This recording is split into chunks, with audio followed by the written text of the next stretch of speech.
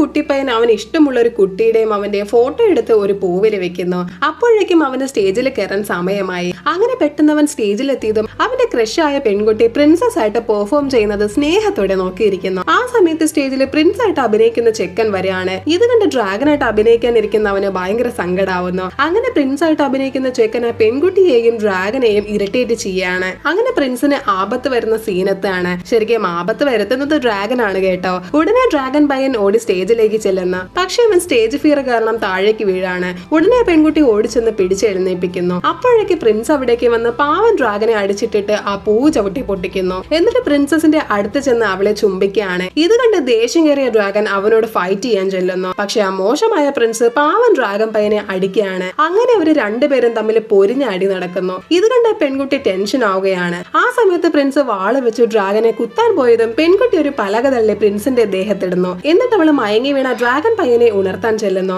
അങ്ങനെ അവൻ ഉണർന്നതും അവന്റെ കയ്യിലുള്ള അവരുടെ ഫോട്ടോ കൊണ്ട് ആ പ്രിൻസസിനും അവനോട് ഇഷ്ടം വരെയാണ്.